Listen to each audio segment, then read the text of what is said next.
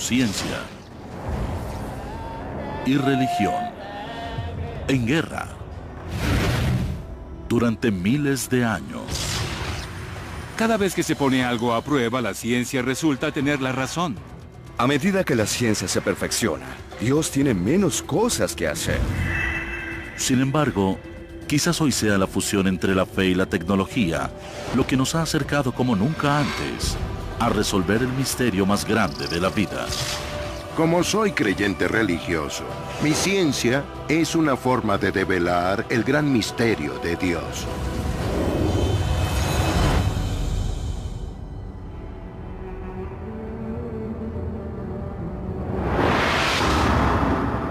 Durante siglos, la Iglesia Católica le declaró la guerra a la ciencia, creyendo que su propia existencia podría socavar los principios más sagrados de la fe. Los científicos eran acusados de herejes. Sus hallazgos eran encubiertos y algunas veces debían retractarse bajo amenazas de muerte. Pero hoy existen indicios de un cambio radical. Cuando le digo a la gente que soy sacerdote y científico y que trabajo para el Observatorio del Vaticano, la pregunta que siempre se plantean es: ¿por qué? ¿Por qué tiene el Vaticano un observatorio? La millonaria instalación de primera clase se ubica a 3.350 metros sobre el nivel del mar. Su telescopio de 1.8 metros es capaz de escrutar miles de años luz a través de las galaxias. Los científicos aquí se especializan en astronomía y cosmología. ¿Qué los hace únicos? Que también son hombres de fe, que han aceptado la ciencia como herramienta en su búsqueda de Dios. Tenemos una metodología muy estricta que hemos aprendido durante nuestra formación como científicos. Debido a la volátil historia de la Iglesia con la ciencia, la sola existencia de este observatorio de última generación es sorprendente. Desde la época de la Ilustración, ha existido una relación áspera entre la ciencia y la religión. Creo que la ciencia se ha encargado de explicar al mundo cada vez más, mientras que las personas religiosas se han sentido más amenazadas. El centro de esa amenaza para los creyentes es que la ciencia ha minimizado tanto a Dios que ya no existe. Con eso también deja de existir toda una forma de vida y una perspectiva del mundo. Durante gran parte del milenio pasado, desafiar las explicaciones de la Biblia sobre los fenómenos naturales era peligroso. A principios de los años 1600, astrónomos destacados fueron enjuiciados cuando sus hallazgos científicos discrepaban de las creencias religiosas populares. Una de las ideas más amenazantes fue una teoría desarrollada por los astrónomos Copérnico y Galileo. La Iglesia enseñaba que la Tierra era el centro del sistema solar y que el Sol giraba a su alrededor, pero Copérnico y Galileo sugirieron lo contrario, que el Sol era el centro del sistema solar. Los hallazgos de Galileo fueron vistos por algunos miembros de la Iglesia Católica como un problema que discrepaba con la Biblia, donde dice: y el Sol se detuvo. Si fuese la Tierra la que se moviera y el Sol se detuviera, eso traería un inconveniente. Creo que la Iglesia Católica ha cambiado radicalmente desde la época de Galileo. Gracias a Dios. La aceptación de la ciencia es un gran giro, pero la pregunta es, ¿por qué ahora? La presencia en la Iglesia del Observatorio del Vaticano confirma que la Iglesia reconoce el valor de la ciencia y del conocimiento que se adquiere a través de ella.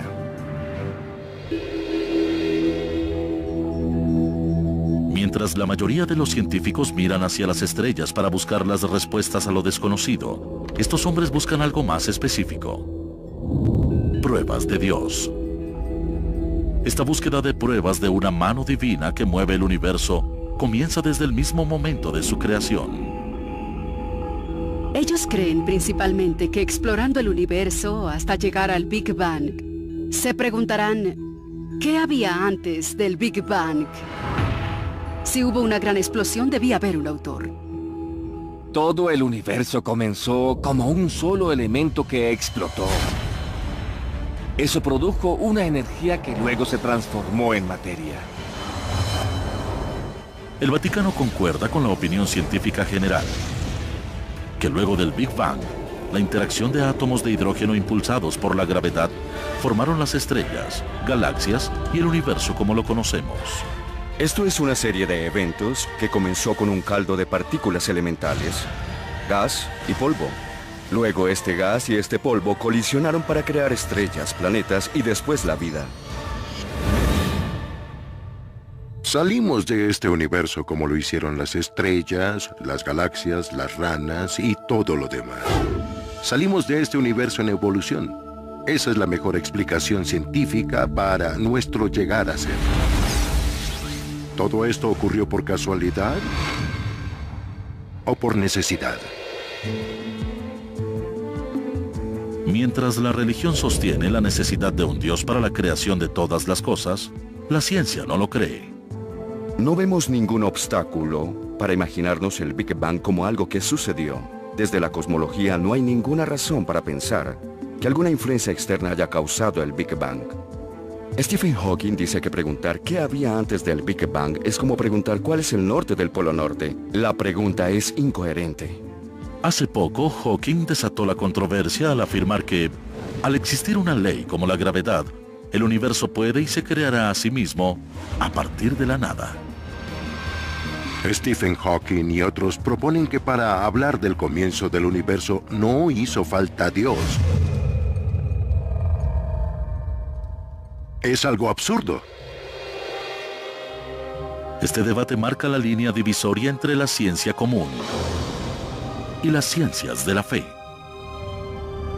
La Iglesia ya no ignora los hallazgos científicos, sino que muchos como el Padre Coyne creen en un modelo que incorpora tanto a la ciencia como a Dios. Se conoce como la teoría del universo bien afinado. Esta sostiene que las condiciones exactas para la creación de la vida son tan precisas que no pudieron aparecer por casualidad. Para estos hombres, el universo bien afinado es un esbozo para la creación de todo.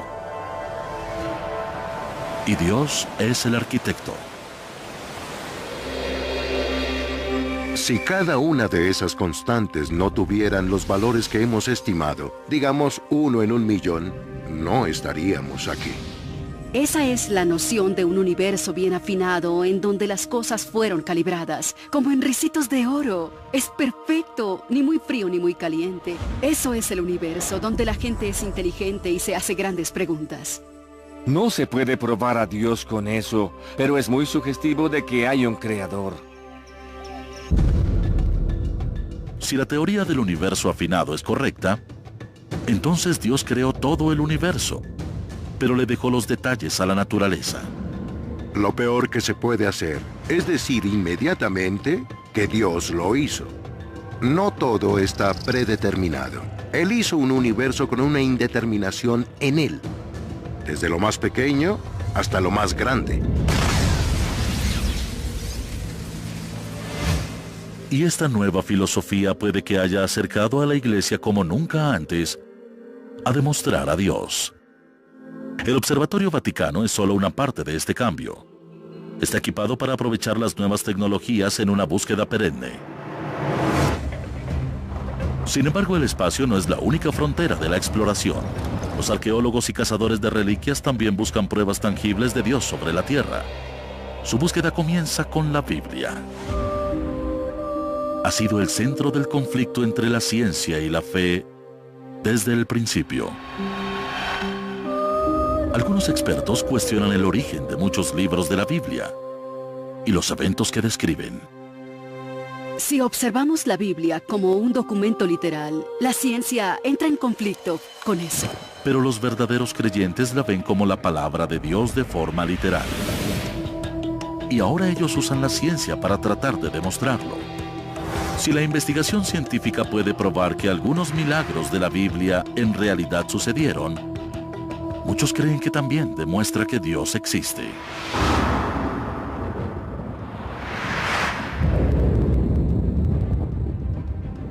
Al norte de Etiopía, un hombre está tras la pista del hallazgo más grande de todos. Fui investigador de crímenes en la policía y ahora quiero usar esas habilidades para resolver algunos misterios de la Biblia. Hoy vamos camino a resolver uno de los más grandes misterios de todos los tiempos. Su misión: hallar el arca perdida de la Alianza, un cofre misterioso construido para contener las placas donde fueron escritos los 10 mandamientos. Para muchos, el arca es poco más que una leyenda, pero los creyentes afirman que revelará pruebas físicas de Dios. Según el Antiguo Testamento, Dios se comunicó con los israelitas a través del arca.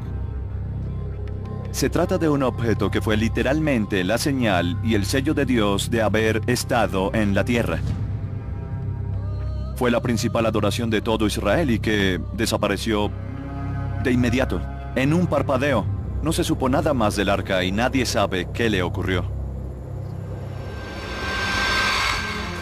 Quizás sea debatible si el arca constituye la prueba definitiva de Dios. Pero antes debe ser encontrada. Arqueólogos e investigadores como Kornuk han rastreado todo el planeta para dar con pistas de su paradero. Pero después de miles de años, los rastros se han desvanecido. En su búsqueda, Kornuk se concentra en un área donde abundan pruebas potenciales. Me dijeron que vertían sangre en esto. Registros históricos. Los abas me mostraron a un agujero en la roca y afirman que ahí se estableció una tienda. Esta tienda era el tabernáculo. Y nuevas pistas que pronto podrían conducirlo al arca.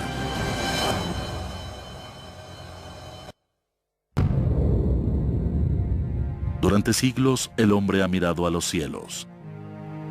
Primero en señal de fe, y después para hacer reflexiones científicas. La convergencia de ambas doctrinas opuestas podría contener la clave para resolver el misterio más grande de la vida, una prueba de Dios. Bob Kornuk está al frente de esta búsqueda de pruebas tangibles. Intenta hallar el Arca de la Alianza, uno de los artefactos más importantes del Antiguo Testamento. Se cree que esta arca contiene el infinito poder de Dios. Su hallazgo podría cambiar tanto la ciencia como la religión, pero lleva extraviada miles de años. Buscamos el Arca de la Alianza. Este objeto fue el centro de la adoración de todo Israel y desapareció sin dejar rastro. Estuvo en un lugar, pero luego desapareció instantáneamente. Kornuk ha revisado la historia del arca para buscar pistas importantes. Dios le dio a Moisés las instrucciones para construir el arca como un bosquejo. Se cree que el arca es lo suficientemente grande para contener las placas de piedra con los 10 mandamientos. Tenía como 1 metro de largo y 75 centímetros de ancho y de alto. Estaba laminada con oro por dentro y por fuera. Sobre el arca se sentaron 2 ángeles dorados. Tanto el poder como la ira de Dios debían reposar dentro de la misma arca. Solo los sacerdotes más devotos podían aproximársele. Si alguien no adoraba apropiadamente frente al arca, moriría. Podía arrasar ciudades, derribar paredes y contener ríos. En el año 960 a.C., el arca fue colocada dentro del primer templo de Salomón en Jerusalén. Este reporte en el libro de Reyes fue la última vez que se mencionó el arca en la Biblia. Nadie menciona en la Biblia si el arca fue robada o destruida. Simplemente ella dejó de existir. Algunos expertos en la Biblia difieren sobre el destino del arca. Existen varias teorías. Para Kornuk, la pista más convincente apareció en una investigación que hizo en los años 80 Graham Hancock, un corresponsal del diario The Economist. Hancock especuló que el arca fue rescatada del templo de Salomón durante el reinado de un rey pagano. Esa persona es Manasés, un rey malvado, maniático y demente que puso ídolos paganos en el templo. Esta profanación del templo habría impulsado a los sacerdotes devotos que resguardaban el arca a protegerla por cualquier medio, incluso sacándola de su morada sagrada. El arca habría sido sacada por un sacerdote levítico fiel que repudiaba lo que se estaba haciendo en la profanación del templo. Cornuc cree que el camino para huir de Jerusalén más probable habría sido hacia el oeste de Egipto y luego al sur por el río Nilo. La siguiente prueba que sustenta esta teoría podría yacer en estas rocas, en la pequeña isla Elefantina. Sus sospechas se basan en la existencia de las ruinas de un santuario antiguo, construido con las mismas especificaciones del templo de Salomón, el hogar original del arca.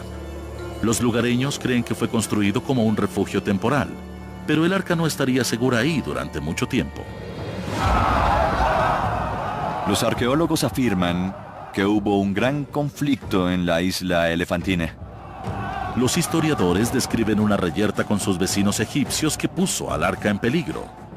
Cornuc cree que la causa del ataque podría proporcionar una pista sobre lo que pasó con el arca. Se decía que era tan poderosa que debía hacerse un sacrificio con sangre antes de poder verla. Por las leyes judías, esto está prohibido en todos lados, menos en presencia del arca. Los judíos habrían sacrificado un carnero y los egipcios lo veneraban, y eso creó un conflicto y la destrucción del templo. Cornuc especula que durante la batalla, el arca fue llevada a un lugar seguro. La pregunta es, ¿a dónde?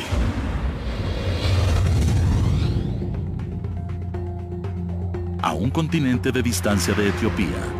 El libro del Éxodo llamó la atención de otro investigador que intenta acortar las distancias entre la ciencia y la fe. Soy un creyente en la ciencia y creo que uno puede tener una perspectiva científica y general del mundo completamente coherente. Pero también creo que si observamos la Biblia vemos indicadores de que Dios existe. Sir Colin Humphreys, un físico y cristiano devoto, considera que la ciencia es la clave para revelar los misterios del Antiguo Testamento. Y podría finalmente demostrar que Dios diseñó estos eventos colosales. Su investigación comienza con uno de los momentos más icónicos de la Biblia: la separación del Mar Rojo. Egipto. Año 1446 a.C. Según el libro del Éxodo, Moisés y los israelitas escaparon de la esclavitud, pero se encontraron atrapados entre la espada y el mar. Los israelitas estaban atrapados, no tenían escapatoria, y de repente, un viento sopló sobre el mar toda la noche. Dejó el lecho descubierto. Los israelitas pensaron, ¡qué maravilla!, y se apresuraron a cruzar. El ejército del faraón los siguió, pero el agua volvió a su lugar y los atrapó.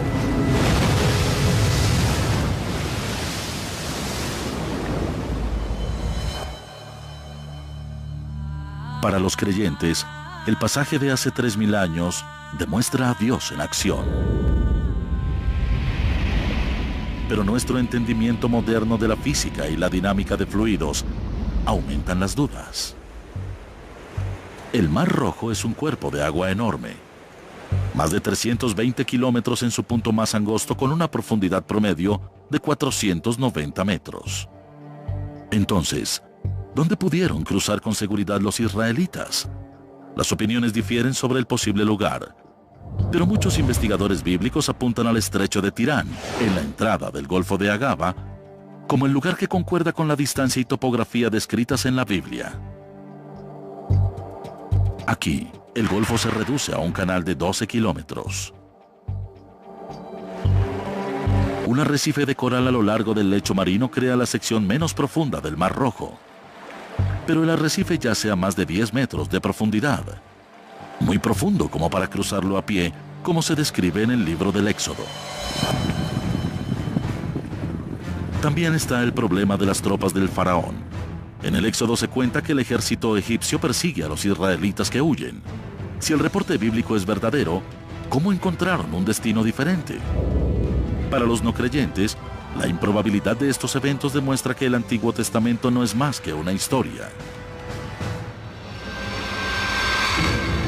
Ahora, la ciencia realiza las preguntas. Cuando leo la historia del Éxodo como científico, mi inclinación natural es decir, ¿cómo ocurrieron estas cosas? La explicación puede estar en una simple prueba física. Una que puede observarse en un simple vaso de agua. Si llenamos un vaso con agua hasta el borde y soplamos sobre él, podremos sacar el agua. Si tenemos un viento que sopla fuerte en una gran masa de agua, eso forzaría el agua a regresar. Eso es algo bien sabido por los geólogos y científicos. En ejemplos extremos donde grandes cantidades de agua son separadas por este fenómeno, los científicos también han observado una reacción poderosa. Una estruendosa pared de agua que regresa para llenar el vacío. La teoría de Humphreys sobre la separación del Mar Rojo depende de este fenómeno natural que se manifiesta junto con un evento a gran escala conocido como golpe de viento, seguido por un evento reaccionario conocido como ola perforada. El científico atmosférico Dr. Carl Drews, del Centro Nacional para la Investigación Atmosférica, cree que Humphreys puede haber dado con algo.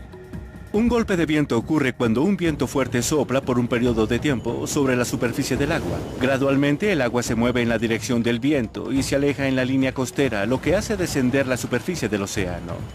Lo que obtenemos es una sección de tierra seca que estuvo bajo el agua. Usando el poder de las supercomputadoras, Drews ha estudiado el efecto de los golpes de viento en lugares alrededor del Nilo y las costas de Inglaterra, así como en 2 episodios de este fenómeno en los Grandes Lagos, en 2006 y en 2008. Los golpes de viento se observan cada 5 o 10 años en el lago Erie. Hay tormentas fuertes que vienen del oeste y crean oleadas de tormenta en Búfalo. Pero del lado de Toledo, que está contra el viento, las secciones más grandes del lago se secan y el agua desaparece en el horizonte. Hemos observado que la diferencia de altura entre un costado del lago Erie y el otro puede llegar casi a 5 metros. Es algo asombroso. Uno esperaría que el lago Erie estuviera nivelado, pero con muchas horas de viento fuerte difiere casi 5 metros. Pero haría falta una tormenta con una fuerza extraordinaria para dividir el Mar Rojo, incluso en los escasos 10 metros de profundidad del estrecho de Tirán. Para que ocurra esto aquí, un viento poderoso tendría que soplar durante horas en una dirección precisa. Para que un golpe de viento sea perceptible e impulse el agua a un largo trecho, necesitamos una gran extensión de agua. Humphreys recurre a pruebas bíblicas para buscar pistas sobre la tormenta. La historia en el Éxodo describe un viento feroz que proviene del noreste y sopla toda la noche.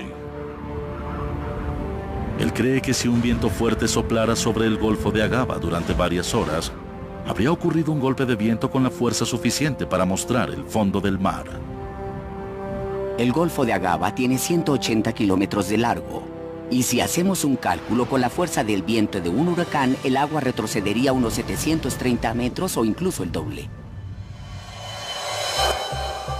Con información recolectada por satélites de la NASA, el Dr. Carl Drews crea un modelo del océano y un mapa del territorio del Golfo para examinar los efectos posibles de una tormenta similar.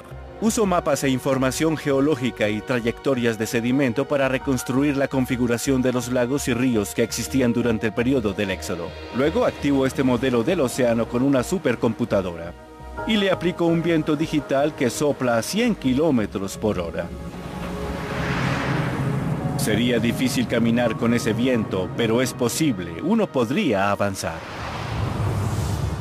Los huracanes y ciclones se desarrollan con mayor frecuencia en mar abierto. Entonces, de acuerdo con los patrones climáticos mundiales, ¿podría una tormenta de esta magnitud haber golpeado el Mar Rojo que está rodeado por tierra firme? Un estudio oceanográfico en la Universidad Estatal de la Florida determinó que este tipo de tormenta podría golpear esta región una vez cada 2.400 años. Es una escasa probabilidad, pero científicamente posible. Combinando los relatos bíblicos de la separación del Mar Rojo con la representación científica, Drews construye una línea de tiempo que concuerda con las condiciones descritas en el Éxodo. La tormenta perfecta. La Biblia dice que esto ocurrió en una noche. Es decir, sopla el viento durante 12 horas, se detiene repentinamente y vemos que el agua se divide y permanece así durante 4 horas para finalmente volver a juntarse. Pero incluso con 4 horas para cruzar la brecha entre las aguas, habría sido imposible que 2 millones de israelitas atravesaran el Mar Rojo y escaparan.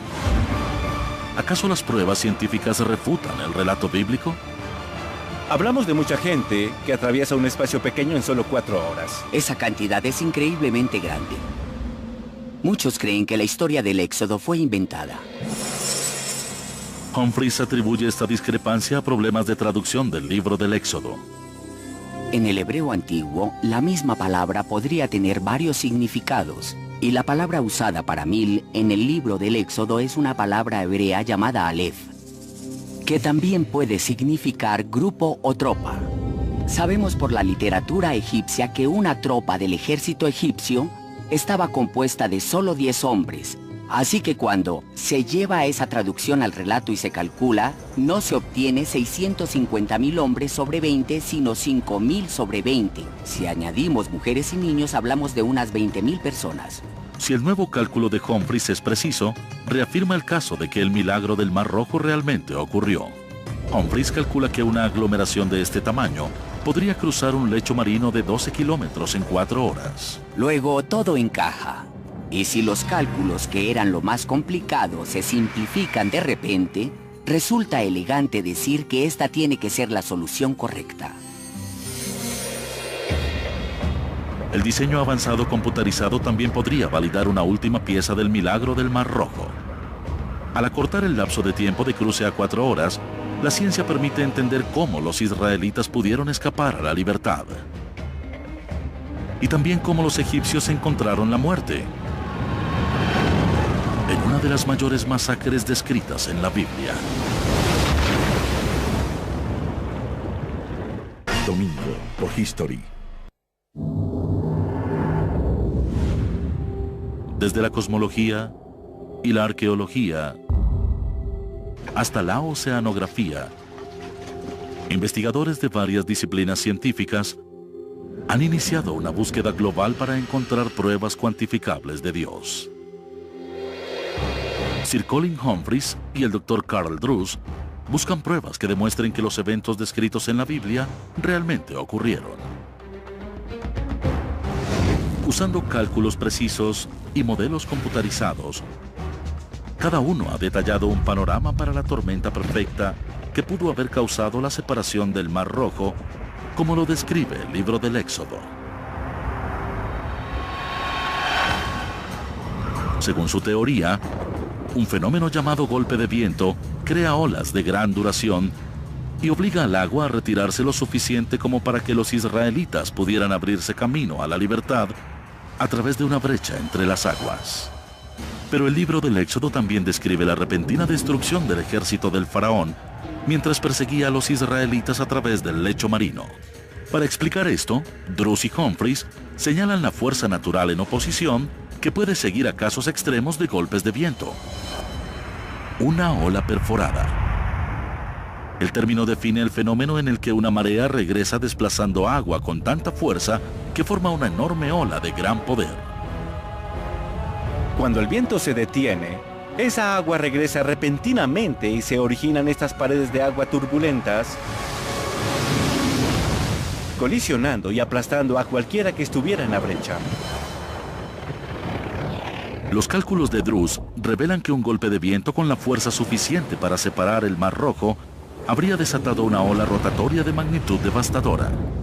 La primera vez que leí el relato pensé, si el agua regresó, ¿por qué no huyeron?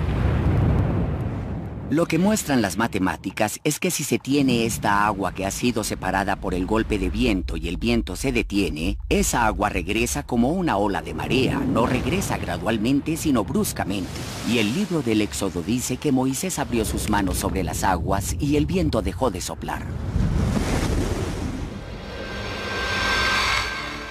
Invocado por la mano de Moisés, o como reacción natural de un golpe de viento, una ola con esta fuerza habría arrasado instantáneamente al ejército del faraón. Oyeron este estruendo en la distancia. Cuando miraron, lo que habría sido una montaña de agua les cae encima desde ambos lados y desde atrás. Barre a estas personas hacia el mar, es lo que precisamente dice el libro del Éxodo. Hasta los detalles del relato concuerdan con lo que sabemos por la ciencia. Las olas perforadas son extrañas y un preciso modelo matemático para predecir este fenómeno ha eludido a los científicos durante siglos hasta ahora. Las matemáticas son complicadas. A esto se le llama ecuaciones diferenciales de segundo orden. Hace 300 o 200 años era imposible hacerlas. No se puede explicar, pero podemos decir que concuerda con la ciencia moderna y con un mecanismo natural.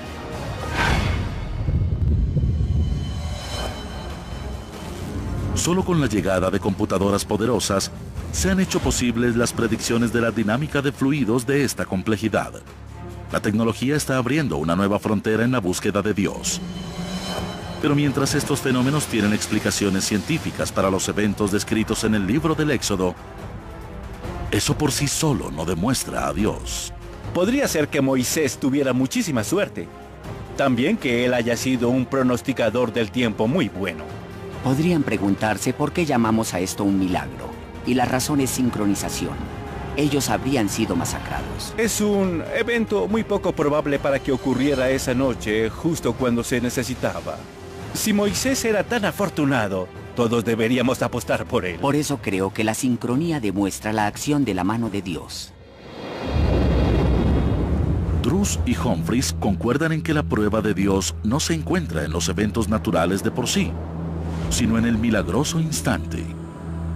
En última instancia, queda más allá de los poderes de la ciencia explicar cómo una tormenta tan poco frecuente ocurriera en el lugar y momento exacto para salvar a los israelitas.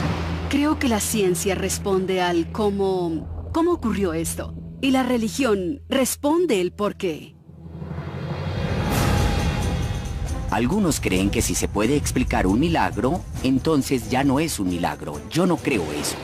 Deberíamos esperar que Dios actúe dentro del universo y dentro de las leyes que Él diseñó para el universo. Para mí eso no acaba con las creencias en lo absoluto. De hecho, hay un salmo que dice que cuando Dios separó el Mar Rojo, dejó sus huellas sobre el agua. Es decir, que obviamente no era visible. Mientras su trabajo ha acercado la distancia entre la ciencia y lo divino, estos científicos admiten que, por ahora, la fe es necesaria para disipar las últimas dudas. Los científicos deberían ser humildes y darse cuenta que la ciencia no llega a lo sobrenatural, solo estudiamos lo natural. Yo estudio el movimiento del viento y del agua. Según la Biblia, Dios envió el viento en el momento correcto y le dijo a Moisés que estuviera ahí.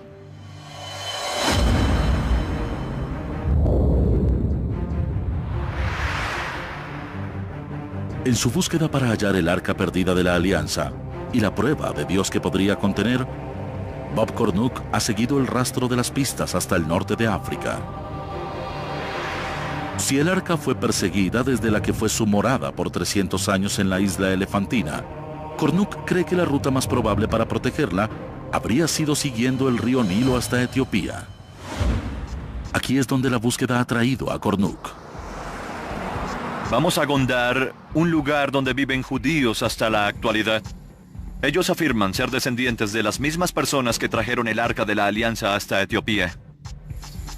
Aquí los judíos suman menos del 1% de la población. Pero la existencia de esta aislada comunidad no es una prueba concreta de que el arca haya seguido este camino. La mayoría de los expertos creen que la presencia de judíos aquí es casual. Los expertos se burlan de la idea de que el Arca de la Alianza pudo haber venido aquí. Averiguaremos si podemos demostrar que estos expertos se equivocan. Estamos en Ciudad de Gondar, en Etiopía. Esta localidad es única en todo el mundo. En una época esta fue una floreciente comunidad judía. Hoy la mayoría de los judíos falaches se han ido. Pero en todos lados hay señales de que su presencia continúa. La comunidad judía que vivió en la zona Falache aparentemente estuvo aquí 400 o 500 años antes de la época de Cristo. Hay pilas de rocas. Estas tumbas podrían tener miles de años. Los habitantes siguen las tradiciones judías típicas en su mayoría, excepto una. Ellos hacen sacrificios de sangre. Esto no se hace en ningún lugar del mundo, pero se hace aquí en el pueblo Falache desde hace cientos o quizá miles de años. ¿Acaso esta es una conexión definitiva con el arca? Cornuke busca al último rabino de la comunidad Falache. Hola, Shalom. ¿Desde hace cuánto tiempo han vivido judíos aquí? Muy bien, desde el año 500 a.C. Ella dice que los judíos estuvieron aquí 500 años antes de Cristo y es lo que creo que demuestran las pruebas. ¿Ella sabe si los falaches hacen sacrificios de sangre?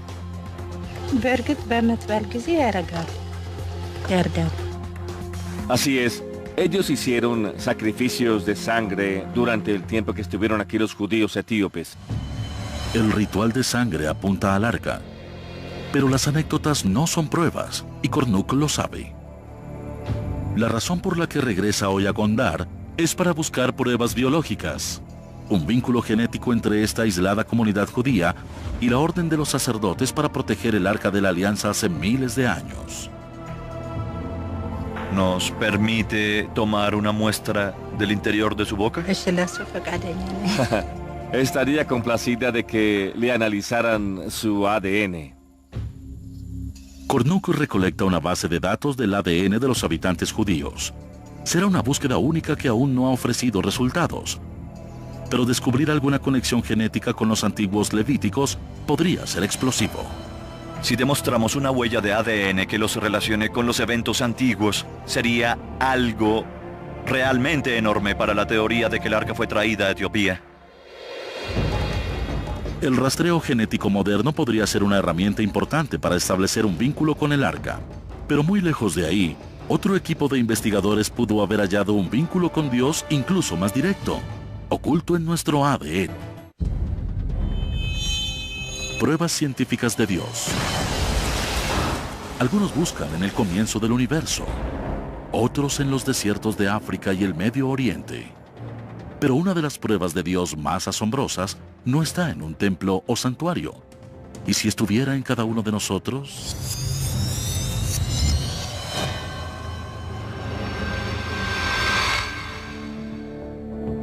Investigaciones genéticas recientes han desatado un debate explosivo al explorar si nosotros mismos podríamos estar predeterminados a creer en Dios. El renombrado biólogo molecular Dr. Dean Hamer ha descubierto lo que llama el gen de Dios, que demuestra que creer en Dios, o incluso el mismo Dios, está codificado en nuestro ADN. Los científicos han intentado desmentir a Dios durante mucho tiempo.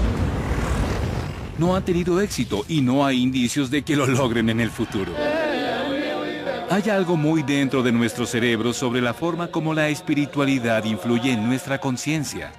Por lo tanto, resulta razonable preguntarse si hay alguna base genética para esta característica. El Dr. Hamer se encontró con este asunto por casualidad.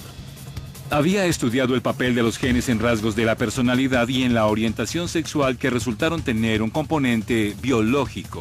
Estaba usando un cuestionario de personalidad en el cual incluía un elemento llamado autotranscendencia. Hamer define la autotranscendencia como la inclinación de ver un mundo más grande y amplio que uno mismo. Un mundo de espiritualidad más allá del reino físico de la vida diaria.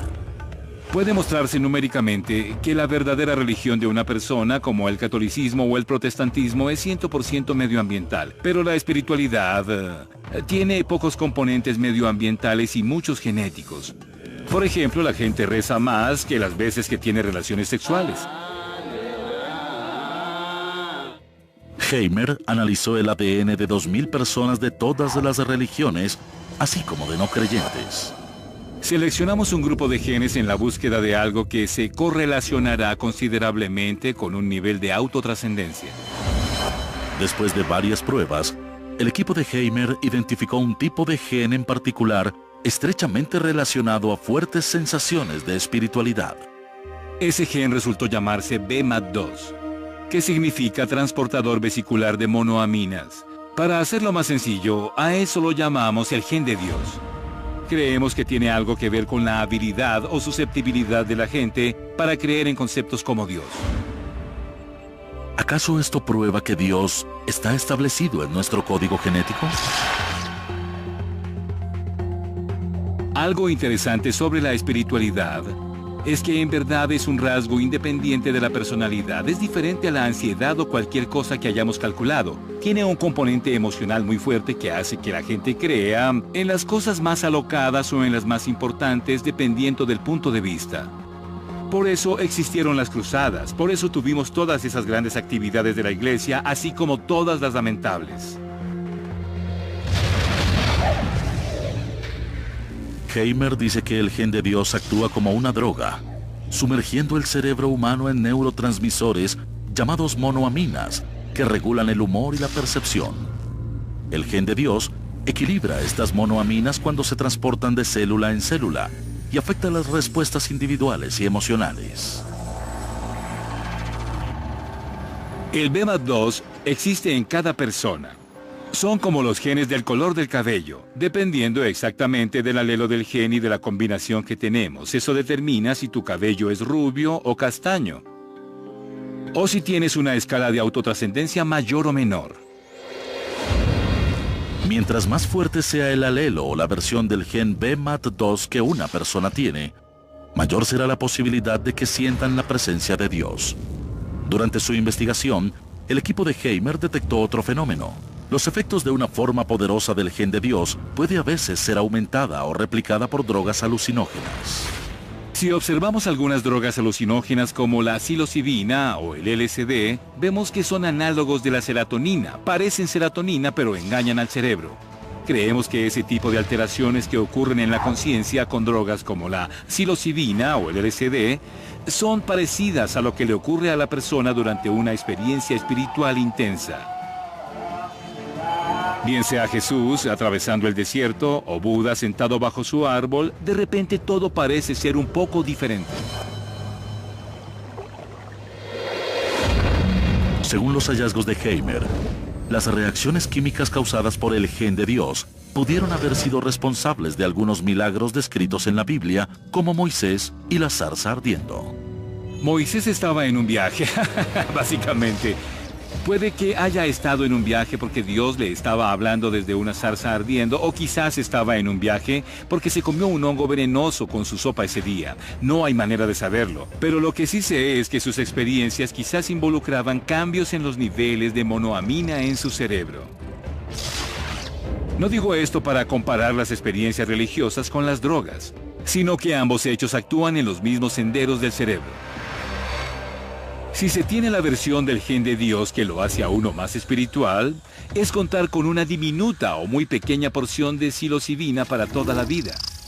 Y hace el cerebro un poco más susceptible a este tipo de ideas. Si eres creyente, podrías decir que esto prueba que Dios nos hizo para que podamos entenderlo y demuestra su existencia. Si se es un incrédulo, podrías decir que esto demuestra que el cerebro crea a Dios, que todo es químico y que Dios no existe. Pero si no es ahí donde se conecta el hombre con Dios, ¿por qué se desarrollaría algo como el gen de Dios? Algunos biólogos teorizan que en las antiguas sociedades humanas, donde miembros de la misma tribu adoraban uno o varios dioses comunes, un gen de Dios más funcional los hizo trabajar en equipo y protegerse los unos a los otros. En ambientes sociales cooperativos, un gen de Dios más fuerte habría sido una ventaja evolutiva. Pero los científicos también revelan una ventaja física en la espiritualidad. Hay mucha información hoy día que muestra que la gente que es espiritual y religiosa tiende a vivir más tiempo, a recuperarse de enfermedades más rápidamente. Hay muchas posibilidades de cómo genes como estos pudieron sobrevivir a la más reciente evolución. La causa de estos beneficios aún está por determinarse, pero el efecto es un área donde la ciencia y la fe trabajan juntas para alcanzar grandes adelantos. Es una relación que Heimer ha observado de cerca. La ciencia y la fe han estado en guerra durante mucho tiempo, y hasta ahora, cada vez que se realiza una prueba, la ciencia resulta tener la razón. Sí, la Tierra no es el centro del universo, gira alrededor del Sol. Sí, la evolución en verdad ocurrió, estamos relacionados a otros animales, no somos una especie única que fue colocada aquí. Donde la religión ha tenido razón y la ciencia ha fallado es en que la ciencia no se comunica con las necesidades emocionales de la gente. La ciencia no cambia la conciencia de la gente de la forma como lo hace la religión. ¿Podrán alguna vez los científicos explicar la conciencia humana? ¿O es una cuestión de fe? Un campo vanguardista de investigación es buscar respuestas en uno de los lugares más enigmáticos de la Tierra.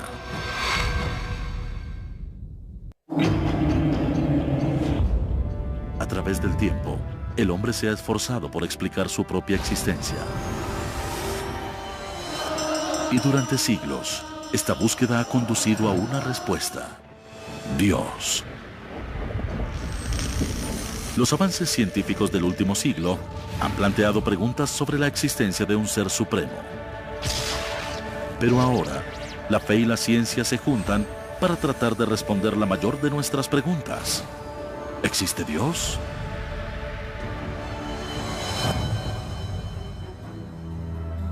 Mientras cazadores de reliquias y creyentes buscan pruebas en la Biblia, este investigador cree que la clave de Dios podría estar más cerca de lo que pensamos. Su búsqueda de respuesta lo ha conducido a investigar los rincones más recónditos de la mente humana. El doctor Andrew Newberg, director de Medicina Integrada de la Universidad Thomas Jefferson, estudia lo que sucede en el cerebro humano cuando se contempla a Dios y al mundo espiritual. Creo que estamos en un punto interesante cuando tenemos la oportunidad de trabajar conjuntamente con la ciencia y la religión de una forma nunca antes vista. Y este nexo con el cerebro humano nos permite explorar nuestro mundo científicamente y espiritualmente. Usando encefalogramas de baja radiación, Newberg puede observar los cambios físicos que ocurren en el cerebro cuando una persona reza o medita. Decidimos practicarles ecografías a personas que habían estado realizando varias prácticas espirituales y religiosas durante años. Nuestro trabajo inicial se hizo con personas diestras en la meditación budista. También estudiamos a un grupo de monjas que habían estado dentro del mundo espiritual durante más de 50 años. Usamos un escanógrafo para tomar fotos de sus cerebros y tomamos otras fotos cuando se encontraban descansando y no estaban haciendo nada en particular. Luego tomamos otra foto de sus cerebros cuando estaban concentrados en su meditación u oración. Las zonas que parecieran ser más afectadas durante estas prácticas incluyen la parte del cerebro llamada lóbulo frontal, ubicada justo detrás de la frente. Esta parte normalmente se activa cuando enfocamos nuestra atención sobre alguna cosa. En las imágenes de Newberg, el lóbulo frontal se enciende como se encendería si la persona se concentrara en resolver un problema de matemáticas difícil. Los monjes tibetanos mostraron mayor actividad en su corteza visual porque se concentraban en objetos sagrados. Cuando vimos las monjas mientras rezaban, no notamos las áreas visuales encendidas en el cerebro, sino las zonas verbales. Y tiene sentido porque rezar es una práctica verbal. Pero las imágenes también revelaron algo inesperado. Otra área en la que estábamos interesados era en el lóbulo parietal. Se ubica en la parte trasera superior del cerebro. Encontramos que resultó tan interesante en las personas que hacían la meditación y en las monjas que rezaban, ya que esta área del cerebro se apacigua durante estas prácticas. El lóbulo parietal es la parte del cerebro que monitorea y refuerza un sentido de nuestros alrededores físicos inmediatos. Cuando el Dr. Newberg veía cómo este se oscurecía, notaba que las personas perdían el rastro de sus alrededores, fusionándose con el universo. El cerebro está diciendo, sí, es así. Uno debería sentir eso porque el lóbulo parietal se oscurece y el lóbulo frontal se enciende. Tratamos con una experiencia en la que las personas se liberan y pierden la habilidad de percibir el espacio y el tiempo de la forma como normalmente lo hacemos.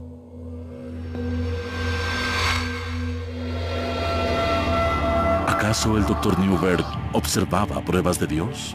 Si observamos una monja franciscana que siente haber estado en la presencia de Dios, puedo decir cómo se vería su cerebro cuando está ante la presencia de Él. El escanograma no nos dice si Dios está en la habitación o no.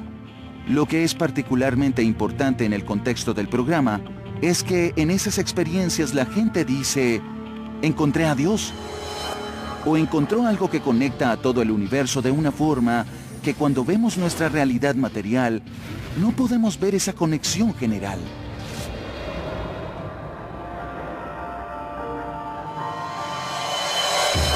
Los hallazgos de Newberg sugieren que la forma como está conectado el cerebro de una persona podría determinar si es un creyente o no.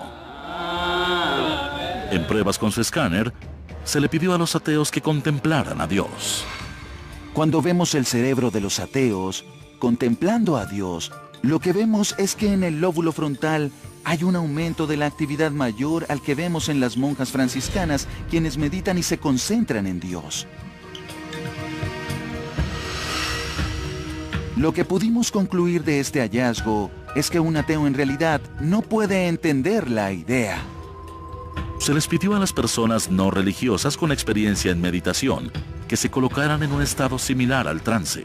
Los resultados revelaron que su actividad cerebral era muy diferente a la de los monjes y las monjas en un estado trascendental, pero religioso. En realidad no quieren pensar en Dios o tienen problemas pensando en Él. Quizá los lóbulos frontales no se encienden porque no pueden llegar ahí, no pueden ponerlo en su mente, no pueden concentrarse en eso a un nivel tan profundo como alguien que sí es religioso, porque en ese caso la persona sí lo entiende. ¿Acaso entenderlo es el resultado de la fe o la causa? ¿Hay algo conectado en el cerebro de los creyentes? ¿Hay o no hay un Dios? ¿Cuál es la naturaleza de la realidad? Cuando estamos en un sueño, actuamos como si eso fuese realidad. Y cuando despertamos a la realidad, notamos que lo otro no fue real, sino que fue un sueño. Cuando la gente tiene experiencias místicas o espirituales profundas, hacen lo mismo. Ellos sienten esa realidad. Es mucho más importante que la realidad de todos los días. ¿Significa esto que Dios está en nuestras mentes? ¿O acaso el lóbulo frontal es un canal a un poder superior? Hay algo más allá de nuestros cerebros que no podemos detectar con el escáner y de lo que aún podemos tener pruebas de alguna manera. Cuando me hago la pregunta, para mí resulta lo más importante. No creo que uno siempre esté equivocado.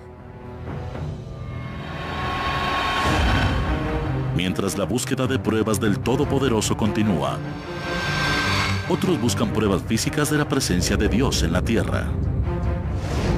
En Etiopía, Bob Cornuke está tras la pista del artefacto más sagrado mencionado en la Biblia: el Arca de la Alianza.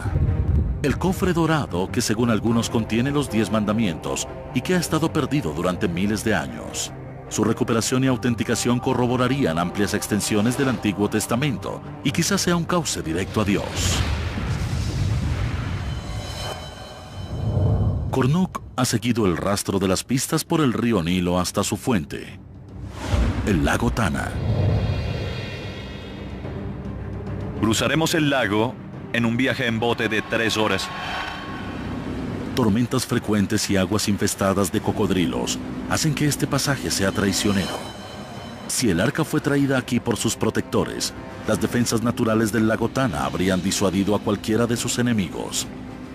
El remoto lugar habría sido un escondite perfecto para el artefacto sagrado.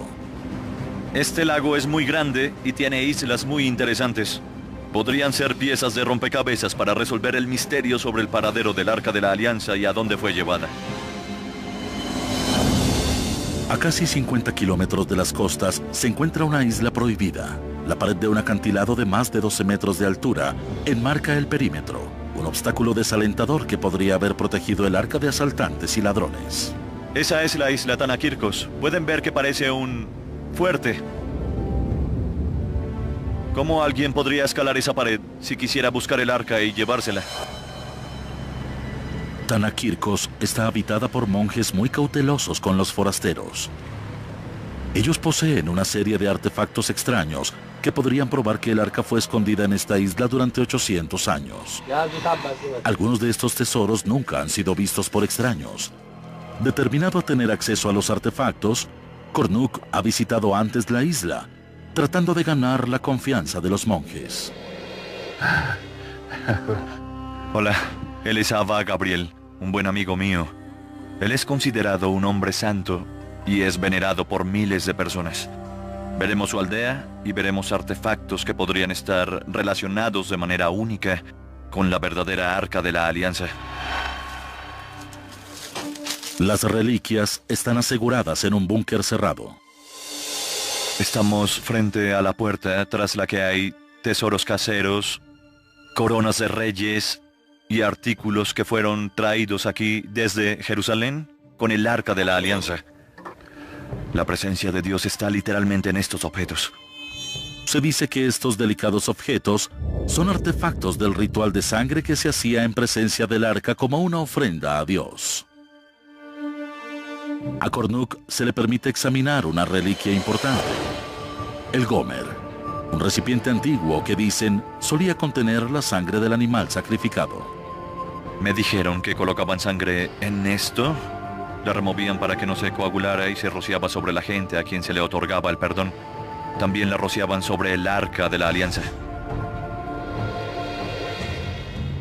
Los monjes de Tanakirkos no permiten que los artefactos sean sacados de la isla, dificultando la autentificación científica. Pero Cornuc cree que los objetos concuerdan con las descripciones de la Biblia de las herramientas utilizadas en sacrificios.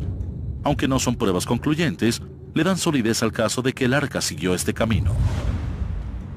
La dificultad yace en que no hay nadie que pueda decir con seguridad que estos artículos son los de la Biblia. Se aproximan mucho a lo que dice la Biblia. Podrían tomarse las palabras de la Biblia y probarlas sobre estos objetos y coincidirían a la perfección. Así que este relato cobra total sentido justo en esta pequeña isla. Tanakirkos revela más pistas. Estamos sobre un acantilado muy empinado de cada lado hasta el agua. Los abas me están mostrando un agujero que fue tallado en la roca. Ellos afirman que aquí estaba apoyada el arca.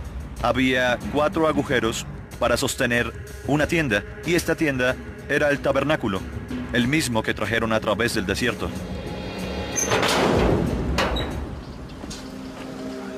Estas rocas de aquí son los otros 2 apoyos. Fueron extraídas. Cortaron todo el bloque de granito y los trajeron aquí para cuando el Arca de la Alianza descansaba en el tabernáculo. Estos hallazgos sostienen la teoría de que el arca estuvo aquí, en la isla Tanakirkos.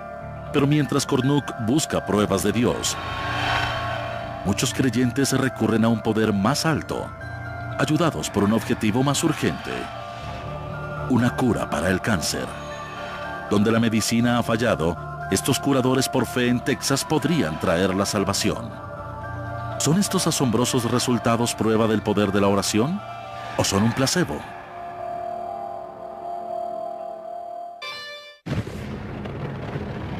En la búsqueda mundial de pruebas de Dios, los neurocientíficos exploran la compleja relación entre la espiritualidad y el cerebro humano. Con la ayuda de un escáner TAC, el neurocientífico Andrew Newberg ha detectado cambios químicos en el cerebro cuando una persona reza o medita. A través de una serie de estudios, ha identificado el lóbulo frontal del cerebro como el epicentro de las experiencias espirituales o religiosas. ¿Tiene el cerebro el poder de curar?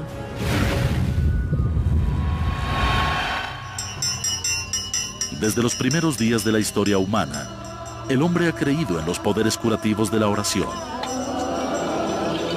Los curadores por fe han existido durante siglos para sacar partido de este fenómeno.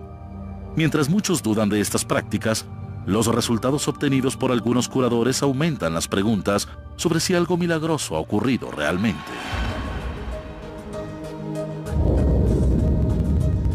Las multitudes que claman haber visto al Dr. Isaac Nemeh creen que están viendo a Dios trabajando a través de las manos del hombre. Esto es un milagro, en realidad una bendición de Dios. El Dr. Nemeh es un antiguo anestesiólogo que se hizo curandero. Si me proclamo curandero, significa que yo soy quien cura. Pero realmente, la sanación no proviene de mí. Nemeh afirma que es un canal por el que viaja la curación. Lo que hago demuestra que Dios sí existe.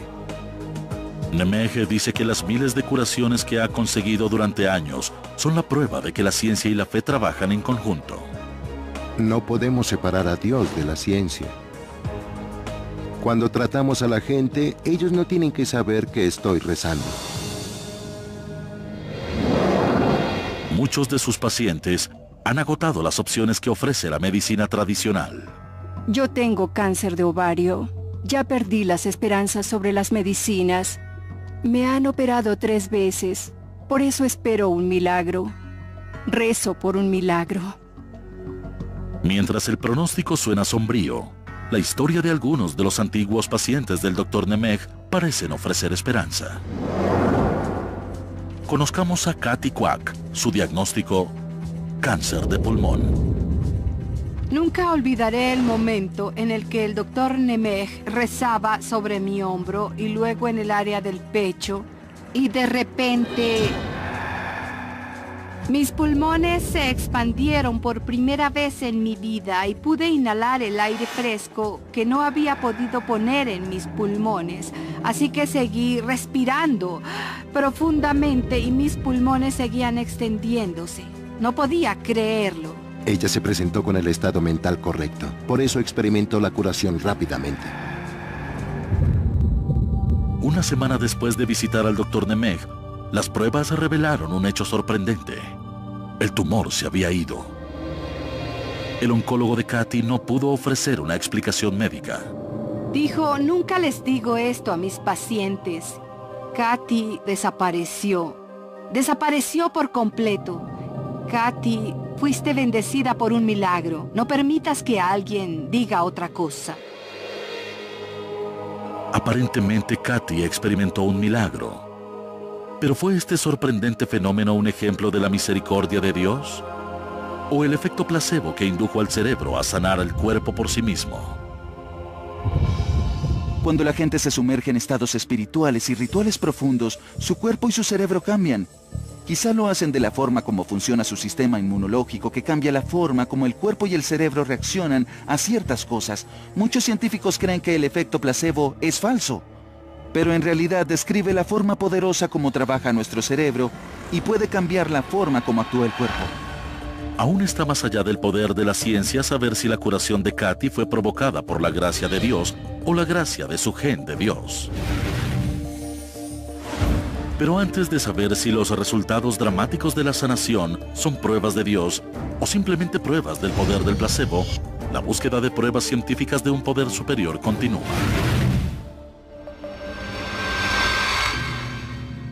Durante siglos, expertos de todo el mundo han buscado artefactos religiosos tratando de conseguir pruebas de los pasajes de la Biblia y, en última instancia, de Dios. Rastreando el Arca de la Alianza, Bob Cornuck vino al norte de Etiopía para examinar una prueba importante que conecta el arca con la isla Tana Kirkos. Esta es la primera vez que se le permite a Cornuck observar el documento. Es un texto muy antiguo. Este libro tiene 700 años. Se puede ver la pátina y está hecho de piel de animal.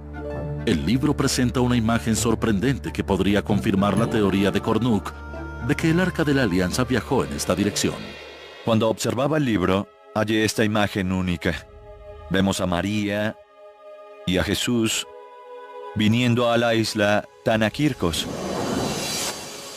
¿Por qué Jesús vendría a esta isla? Los expertos solo dirán teorías intelectuales, pero si lo pensamos, cuando él tenía 11 años regresó a Jerusalén luego de haber estado en exilio en Egipto, y el primer lugar que visitó fue el templo, y él le dijo a sus padres dónde esperaban que estuviera. Aquí lo tenemos viniendo a esta isla. Es aquí donde habría estado el templo portátil, el tabernáculo que contenía el Arca de la Alianza. Este es un registro escrito de hace 1700 años. Transmitido durante generaciones, la historia oral de Tana Kirkos corrobora el relato del antiguo libro. ¿Y creen que Jesucristo estuvo aquí? Sí, 3 meses y 10 días. 3 meses y 10 días. Sí. ¿Y estos libros hablan de eso? Sí, hablan de Santa María y también hablan de Jesús. Antes de María y la Jesús. Imagen.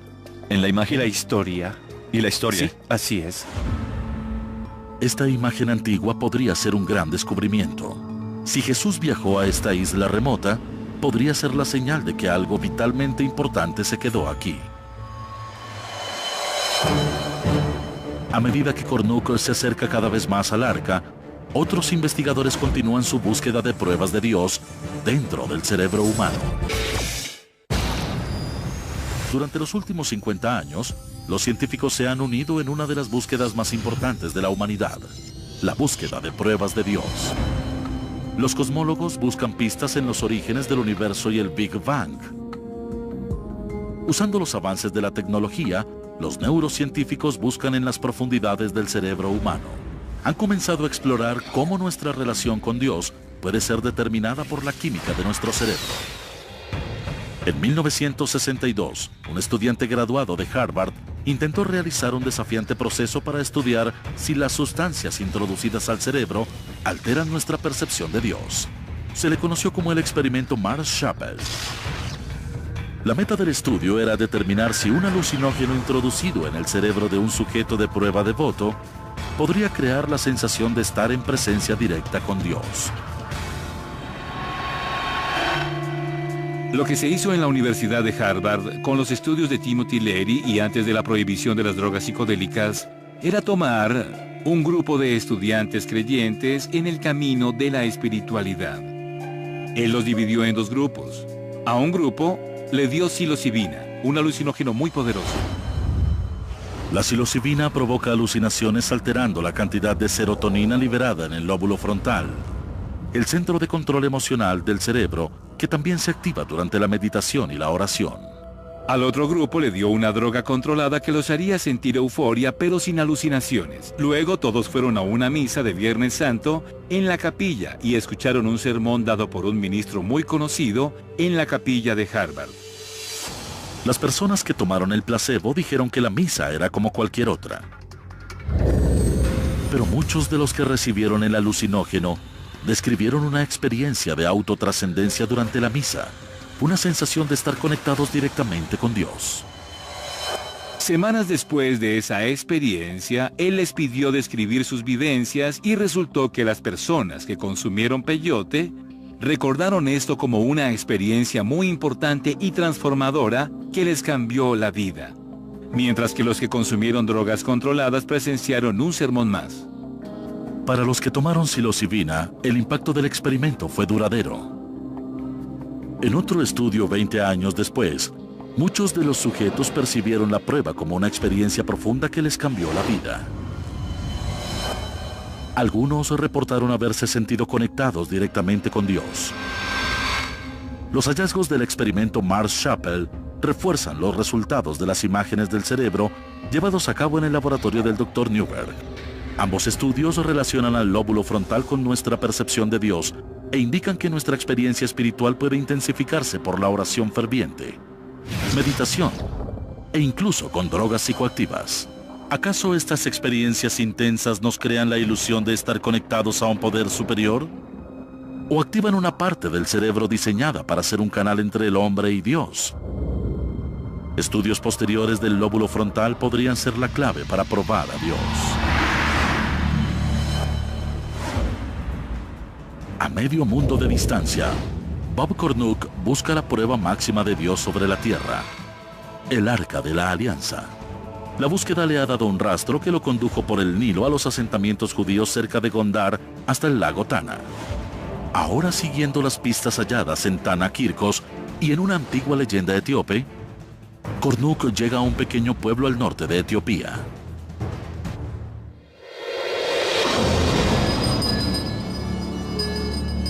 Aquí termina un gran recorrido para mí. ¿Cómo terminaría aquí de todos los lugares en el polvoriento pueblo de Aksum?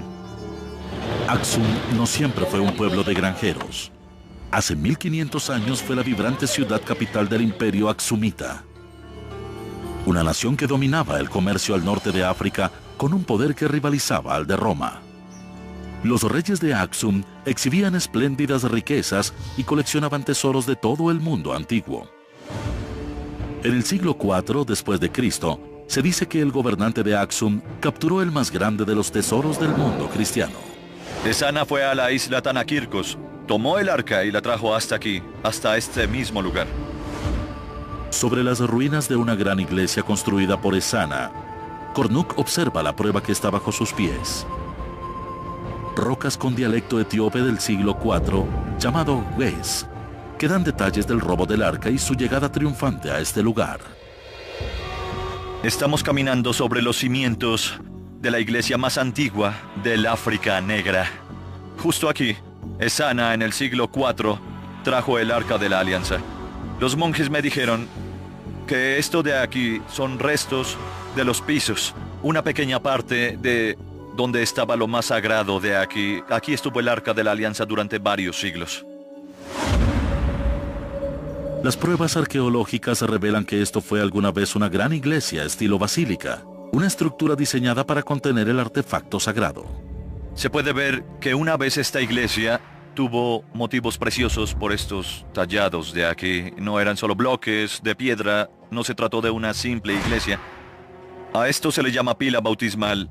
Quizás sea eso o era el lugar donde los sacerdotes se bañaban antes de entrar a ver el Arca de la Alianza. La iglesia fue saqueada por invasores musulmanes en el siglo XVI. La historia del lugar cuenta que el arca fue rescatada por sus fieles protectores, que la escondieron hasta que se pudiera colocar en la iglesia de Santa María de Sion. Cuando la iglesia fue reconstruida en 1965, pasó a ser una catedral fortificada, un búnker construido para proteger algo de gran valor. Justo ahí es donde los etíopes dicen, y yo también creo, que está el Arca de la Alianza hoy día.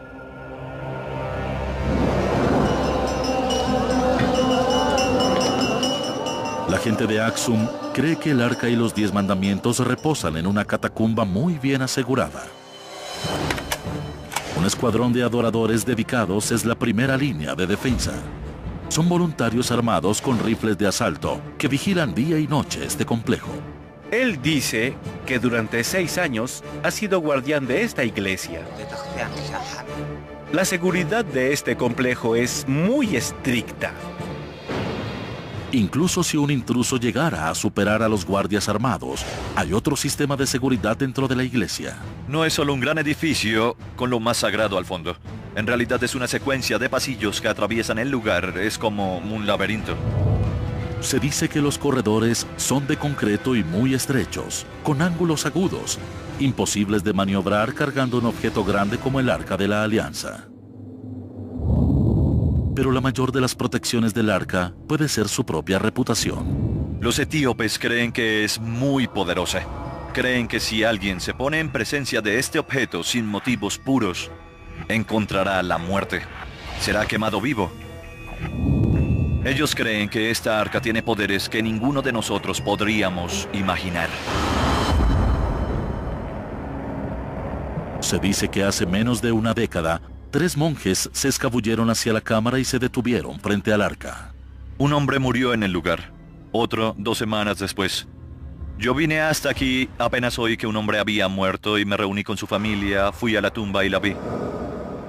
El tercer hombre tenía problemas en la vista y aún se encuentra con vida. No creo que el arca tenga el poder que dicen los etíopes. Sí creo que posee el poder de la mente. Estas personas fueron adoctrinadas desde que nacieron. No recuerdan una época en la que no se les haya dicho que esta arca tiene un increíble poder.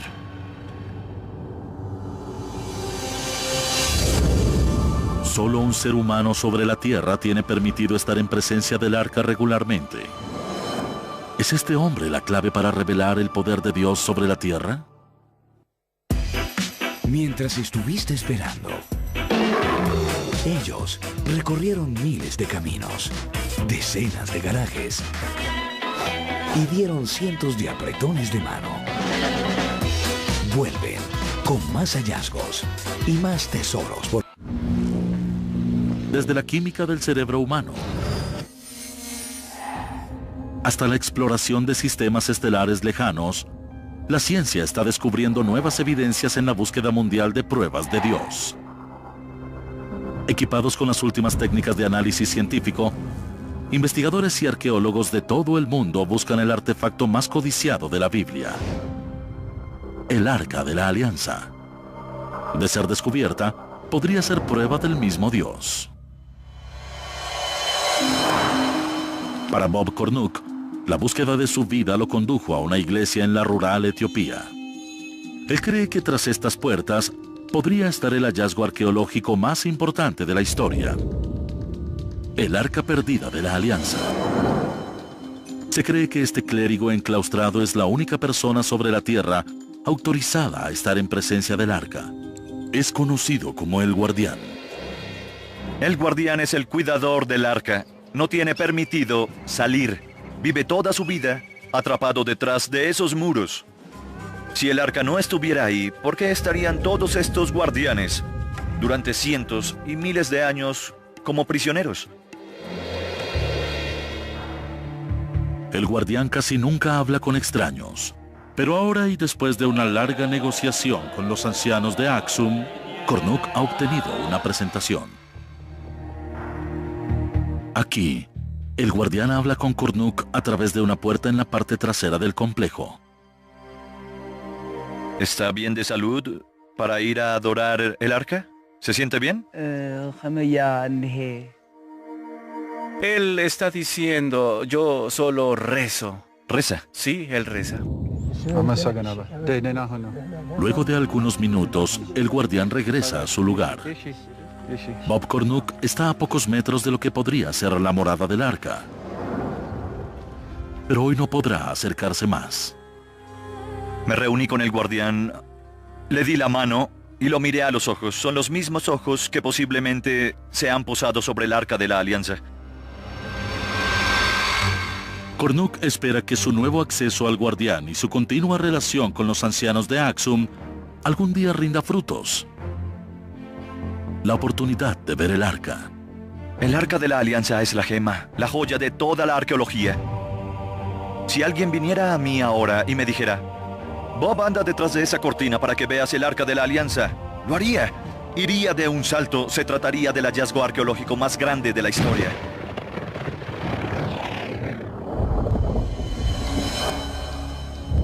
La búsqueda de pruebas científicas de Dios se extiende desde los objetos más grandes del universo hasta los más pequeños. Grenoble, en Francia, es la cuna de un inmenso laboratorio. Se localiza a más de 150 metros bajo tierra y abarca la frontera entre dos países. Esta es a rivalizar con la importancia del arca en una carrera por hallar pruebas de Dios, un minúsculo cuerpo llamado la partícula de Dios. Mejor conocido para los físicos como el bosón de Higgs, la teórica partícula de Dios podría ser una conexión extraviada. Si es detectada, podría cambiar todo nuestro entendimiento del universo y alteraría para siempre el debate sobre la existencia de Dios. Las partículas tienen dos presentaciones. Hay partículas de materia y partículas de fuerza. Las partículas de fuerza pueden apilarse unas sobre otras y es lo que llamamos bosones. Muchos físicos de partículas teorizan que el bosón de Higgs es la partícula no descubierta que le da masa a toda la materia en el universo. El bosón de Higgs es diferente a las otras partículas que conocemos. Lo que lo hace especial es que incluso en un espacio vacío está ahí. Proporciona un medio a través del cual otras partículas se mueven, y es la razón por la que las partículas como electrones o quarks adquieren masa. La mejor analogía es cualquier medio como el agua o el aire. Cuando uno se mueve a través de esto, encuentra resistencia. Uno puede imaginarse que si uno se mueve a través del aire, puede hacerlo muy rápido. Si uno se mueve en el agua, lo hace más lento. En términos generales, eso es lo que les hace el bosón de Higgs a todas las partículas de la naturaleza. Si pueden encontrar esta partícula de fuerza, podría ser un paso para resolver los misterios del Big Bang y del origen del universo. Para estudiar partículas subatómicas, los físicos utilizan aceleradores de partículas. Para buscar la partícula de Dios, los investigadores construyen el acelerador más grande del mundo. Una pista oval de 27 kilómetros conocida como el Gran Colisionador de Hadrones, o LHC.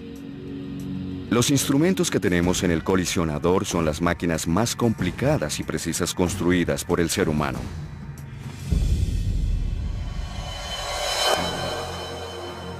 Si tomamos protones y los aceleramos a una velocidad cercana a la de la luz,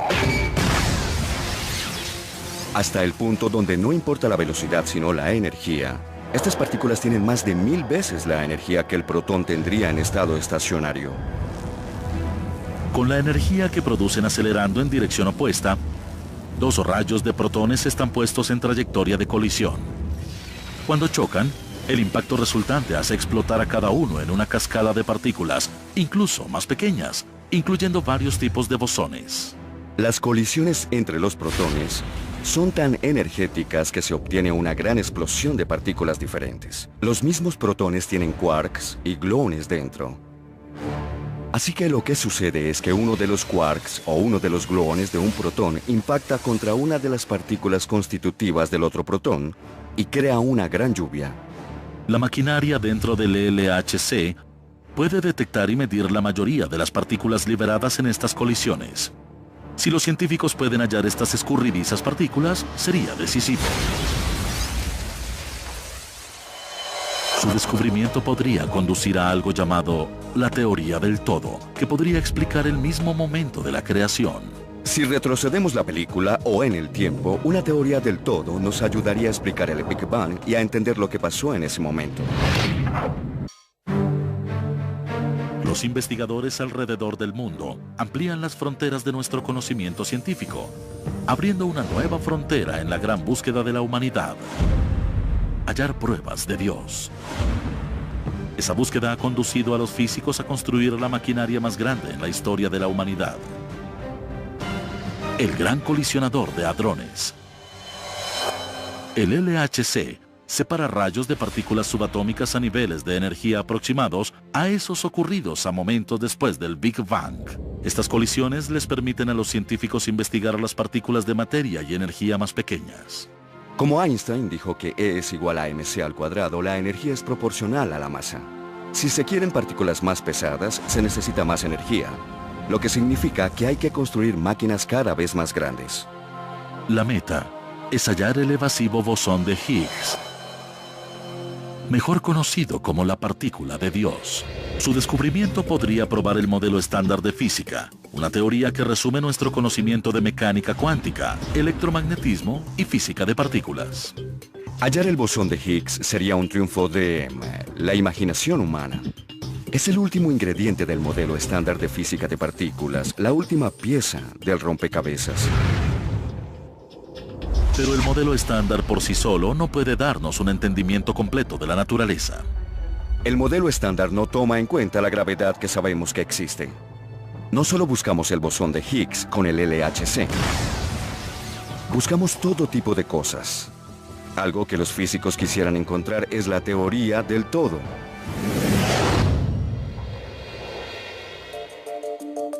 El modelo estándar es muy bueno en las fuerzas que conocemos: electromagnetismo y fuerzas nucleares. Si pudiéramos agregar ahí la gravedad, podríamos compilar todo lo que hay en el universo. Los científicos esperan que la partícula de Dios pudiera ser un peldaño hacia la teoría del todo. Una simple ecuación que describa todas las fuerzas fundamentales de la naturaleza: la gravedad, responsable de la evolución de estrellas y galaxias; la energía nuclear, responsable de mantener junta toda la materia; y la fuerza electromagnética, responsable de la luz, las interacciones químicas y la propia vida. Las verdaderas implicaciones de la teoría del todo es que puede que haya una teoría del todo, es decir, debe haber una serie de leyes de la naturaleza que aplican para todo lo que ocurre en toda la historia del universo. Nunca hay una desviación de esas leyes, nada se separa de ellas. No hay nada más allá o sobre ellas. Descubrir esta teoría podría ser esencial para nuestra comprensión sobre cómo empezó el universo. Algo que necesita hacer la teoría del todo es unir la gravedad con la mecánica cuántica.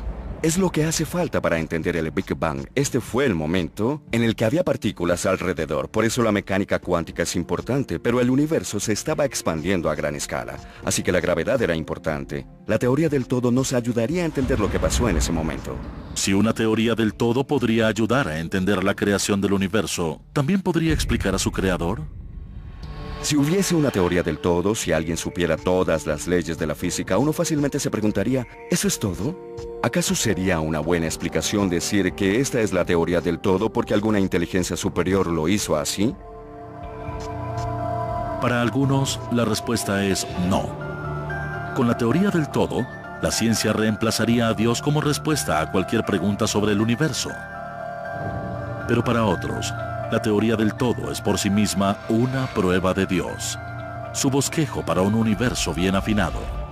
En la expansión del universo, uno puede ver una arquitectura, un orden, energía que se transforma en materia y que tiene en sí misma la asombrosa capacidad de formarse, de ordenarse y de proporcionar la vida. Einstein siempre usaba lenguaje religioso. No creía en un Dios consciente, separado del mundo físico, sino que pensó que las leyes fundamentales de la física eran los pensamientos de Dios.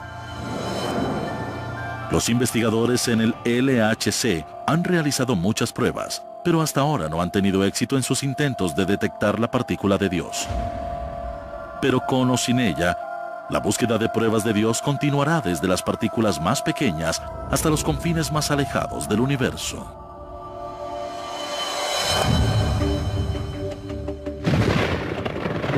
Desde el Arca de la Alianza hasta el bosquejo de Dios para el universo, la búsqueda por pruebas de Dios es un trabajo en proceso.